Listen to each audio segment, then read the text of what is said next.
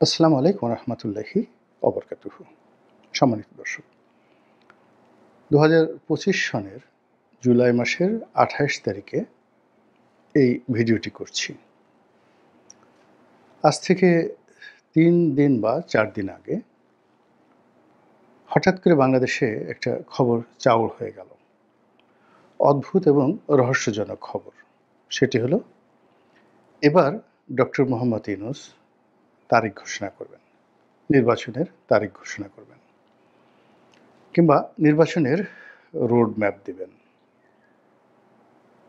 আপনারা জানেন যে গত একটি বছর ধরে কেবলই মাত্র এই নির্বাচনকে কেন্দ্র করে রাজনৈতিক দল সরকারের মধ্যে যে সকল বাহাস হচ্ছে, যে সকল কূটনীতি হচ্ছে এবং এক পক্ষ অপর পক্ষকে ঠকানোর জন্যে, অপর পক্ষের উপর আধিপত্য স্থাপন করার জন্যে, কিংবা ধরুন এক পক্ষ অপর পক্ষের সঙ্গে কূটনীতি করার জন্যে যে সকল কৌশল অবলম্বন করেছেন এবং যে সকল কর্মকাণ্ড চালিয়েছেন প্রকাশ্যে এবং অপ্রকাশ্যে, তা এই জুলাই মাসে এসে সবার জন্য বুমেরাং হয়ে পড়েছে।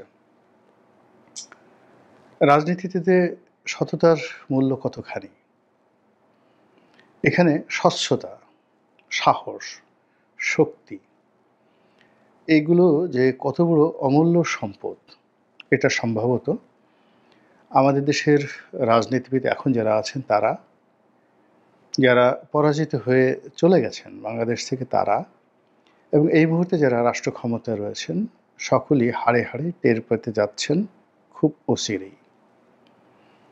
যা বলছিলাম যে ডক্টর মোহাম্মদ ইউনূস, তার কাছে রাজনৈতিক দল এবং দেশের জনগণের একমাত্র এবং প্রধানতম দাবি হলো তিনি একটি অবাধ, সুষ্ঠু এবং নিরপেক্ষ নির্বাচন করবেন।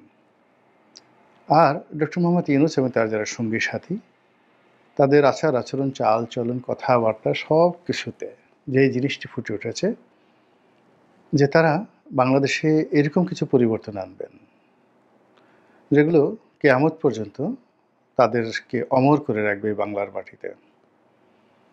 সংবিধান সংশোধন করবেন অথবা নতুন লিখবেন। দেশের প্রচলিত রাজনৈতিক প্রথা, কৃষ্টি, কালচারের আমূল পরিবর্তন ঘটিয়ে এটিকে একটা সভ্যতম দেশের পর্যায়ে তারা নিয়ে যাবেন।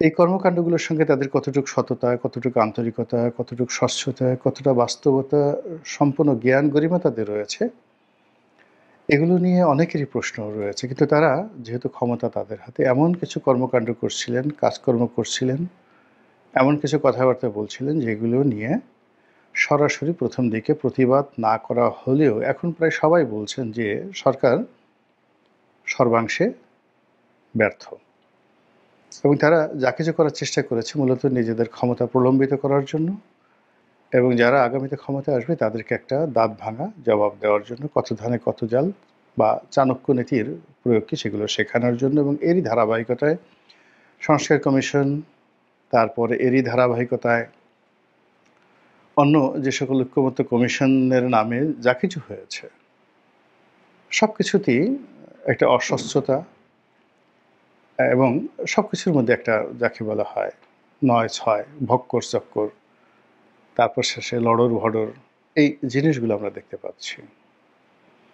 এমনকি একেবারে সর্বশেষ সবচেয়ে গুরুত্বপূর্ণ যে কর্মটি ডক্টর মোহাম্মদ ইউনূস করেছেন সেটি হলো লন্ডনে তারেক রহমান সাহেবের সঙ্গে বৈঠক করেছেন এবং সেই বৈঠকে তিনি যেভাবে সবকিছু গোপন রেখেছেন এবং তার পবিত্র জবান দিয়ে তিনি যেভাবে কিছু বলেননি, একইভাবে আরেকজন পবিত্র ব্যক্তি, তিনি হলেন জনাব তারেক রহমান, আভিজাত্যের প্রতীক, তারপর দেশনায়ক, এরপর জাতীয়তাবাদের ধারক এবং বাহক এবং জিয়াউর রহমান সাহেবের কিংবদন্তির উত্তরাধিকারী জনাব তারেক রহমান, তিনিও তার পবিত্র জবান দিয়ে আসলে এখনো পর্যন্ত সেই লন্ডন বৈঠকের ব্যাপারে তেমন কিছু বলেননি। আসলে বৈঠকে কি হয়েছে, কি কথাবার্তা হয়েছে, এই দুই মহামানব এবং এই দুই পবিত্র মানব তারাই বলতে পারবেন, আমরা বলতে পারবো না।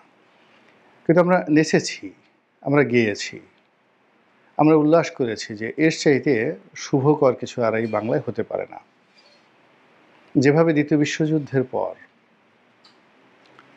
স্ট্যালিন, উইনস্টন চার্চিল, জেনারেল আইসেনহাওয়ার এবং ফ্রান্সের দ্য গল, তারা যখন একত্রে বৈঠক করেছিলেন, ওটা দ্বিতীয় বিশ্বযুদ্ধোত্তর বা দ্বিতীয় বিশ্বযুদ্ধ সময়কালীন যে ইতিহাস, সেখানে যেভাবে স্বর্ণাক্ষরে লিখিত রয়েছে, একইভাবে এই বাংলায় হাজার বছরের ইতিহাসে ডক্টর মোহাম্মদ ইউনূস এবং তারেক রহমান সাহেবের যে বৈঠকটি, ওটি ওভাবেই একটা গুরুত্বপূর্ণ বৈঠক, আর একটা ম্যাগনা কার্টার মতো। আমরা মূলত সেইভাবেই নিজেদেরকে আনন্দে উদ্বেলিত করেছি। কিন্তু এই বৈঠকের পর দিন যায়, মাস যায়, কিন্তু কোনো ফলাফল দেখা যাচ্ছে না।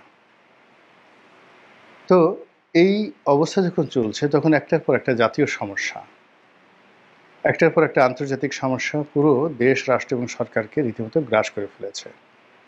ঠিক সেই অবস্থাতে ডক্টর মোহাম্মদ ইউনূস যখন একেবারে দেয়ালে তার পিঠ থেকে গেছে, তখন তিনি ইচ্ছা পোষণ করলেন যে তার সঙ্গে রাজনৈতিক দলের নেতাকর্মীরা এসে বৈঠক করুক, এবং তিনি ইচ্ছা পোষণ করলেন যে রাজনৈতিক নেতারা এসে তার সঙ্গে চা খাক, তার মনোরঞ্জনের জন্য, তাকে আনন্দ দেওয়ার জন্য, তাকে খুশি করার জন্য মিষ্টি মিষ্টি কথা বলুক, এবং যেভাবে রাজা বাদশাহদের দরবারে যা হয়, হুজুর যা কিছু বলেন বাকি সবাই মাশাল্লাহ, সুবহানাল্লাহ, আলহামদুলিল্লাহ, ঠিক ঠিক ঠিক, এই যে শব্দগুলো বলা হয় বা উচ্চারণ করা হয়, এবং এটি এখনকার মানে রাজনৈতিক মঞ্চে এই বিষয়টা একেবারে যাকে বলা হয় সর্বজন বিদিত হয়ে গেছে। একটা সময় ছোট ছোট হুজুর যারা আছেন, ছোট ছোট মোল্লা আছেন, মাতুব্বর আছেন, তারা গ্রাম্য বিচার সালিশে সবাইকে বলতেন, আচ্ছা বলো তো আমি যেটা বলেছি সেটা ঠিক কিনা, সবাই বলতেন ঠিক। এটা এখন আমাদের ওয়াজের ময়দানে এবং ইসলামী জলসাগুলোতে এটা একটা জাতীয় ভাষাতে রূপান্তরিত হয়েছে। আশ্চর্যের ব্যাপার হলো যে রাজনৈতিক দলগুলো, এই রাজনৈতিক দলগুলোতেও এখন এই যাকে বলা হয় এই ঠিক ঠিক এটার যে ভাইরাস, এটা আক্রান্ত হয়ে পড়েছে। আওয়ামী লীগের মধ্যে এই ঠিক ঠিক সুযোগটি শেষ পর্যন্ত তারা ব্যবহার করতে পারেনি, কিন্তু বিএনপির অনেক যারা নেতৃবৃন্দ রয়েছেন তারা এখন এই ঠিক ঠিক শব্দের সঙ্গে গলা মিলাচ্ছেন। তো এইরকম ঠিক ঠিক ধুয়ো ধ্বনি শোনার জন্যে ডক্টর মোহাম্মদ ইউনূসের মধ্যে যে উদ্গ্রীবতা দেখা দিয়েছিল, সেটির একটা পরাকাষ্ঠা তিনি দেখালেন, এবং রাজনৈতিক দলগুলো হুড় হুড় করে তার কাছে গেলেন, তার দরবারে হাজির হয়ে তাকে অনুপ্রেরণা যোগালেন, তাকে শক্তি যোগালেন, এবং তারই মধ্যে একটি রাজনৈতিক দলের প্রধান।